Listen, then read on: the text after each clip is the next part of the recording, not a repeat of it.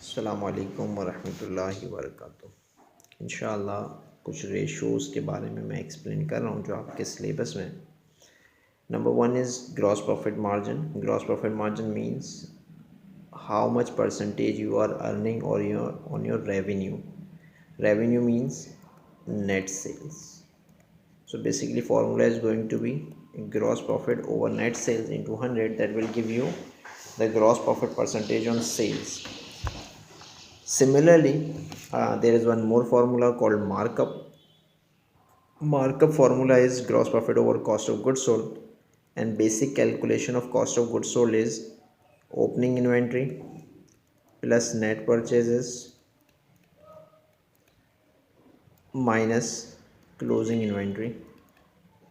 So you need to remember this. It is based on cost of goods sold. So margin and markup, the basic difference is margin is based on sales, whereas markup is based on cost of goods sold.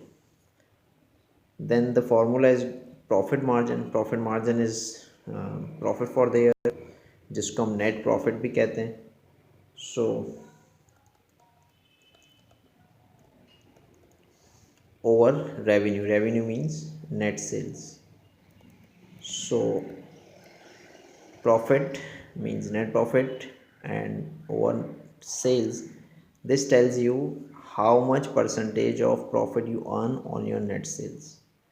Then the important formula is return on capital employed. इसको ROCE भी कहते हैं. ROCE का formula जो है वो net profit before interest और over capital employed. Capital employed दो तरीके से निकलता है. या तो पूरा फाइनेंस बाय सेक्शन, यानी अगर हम कंपनी का फाइनेंस बाय सेक्शन देखें तो उसके अंदर दो चीज़ें इंक्लूड होती हैं, issued share capital and reserve. उसमें नॉन करंट लायबिलिटीज प्लस करेंगे तो this will give you capital employed. या दूसरा तरीका ये है कैपिटल एम्प्लॉयड निकालने का कि total assets minus current liabilities. Remember only current liabilities आपको डिडक्ट करनी है. तो this is equal to capital employed and this tells you how much profit you earn on your investment. So again the basic formula is total asset minus current liabilities to get capital employed. और अगर आपके पास ये information available नहीं है तो पूरा finance by section plus non current liabilities. Then comes liquidity ratios. Liquidity ratio जो हैं आपके पास वो बहुत इंपॉर्टेंट है और ये आसान होते हैं. करंट रेशो टेल्स यू कि आपके पास कितने करंट एसेट्स हैं एक करंट लायबिलिटी के अगेंस्ट में. This also tells you the capability of paying your dates.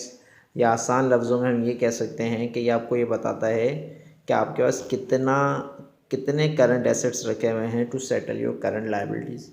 In the normal circumstances 2:1 इस टर्म सेटिस्फैक्ट्री, यानी हर दो एसेट्स के अगेंस्ट में एक करंट लायबिलिटी हो तो ये सेटिस्फैक्ट्री होता है. और करंट एसेट्स में यूजुअली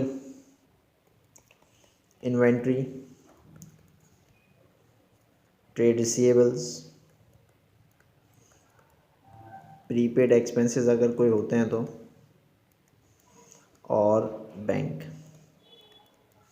करंट लायबिलिटी यूजुअली दो ही चीज़ें होती हैं, trade payables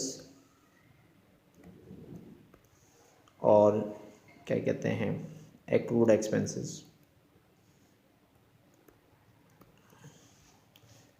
so this is capability of paying your debts. इसी तरह लिक्विड रेशो है. Liquid ratio is linked with current ratio. इसमें से सिर्फ एक चीज़ हमें डिडक्ट करनी पड़ती है, यानी टोटल करंट एसेट्स में से इन्वेंट्री माइनस करनी पड़ेगी, यानी क्लोजिंग इन्वेंट्री. तो आपके पास जो रिज़ल्ट आएगा उसको डिवाइड करेंगे आप करंट लायबिलिटी से और इसको नॉर्मल सर्कमस्टांसेस में 1:1 इस term satisfactory. Rate of inventory turnover, cost of goods sold over average inventory. This tells you how many times you buy and sell your stock in one period. So cost of good sold का formula वही है, cost of good sold over average inventory, and cost of good sold का formula opening inventory plus purchases minus closing inventory. और ये आपके पास result जो आएगा उसको आप एवरेज इन्वेंट्री से डिवाइड करेंगे तो रिजल्ट आ जाएगा।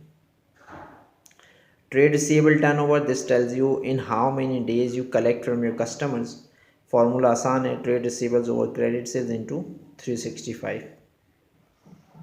और इसी तरह trade payables turnover, trade payables over credit purchases into 365। This tells you in how many days you pay to your creditors.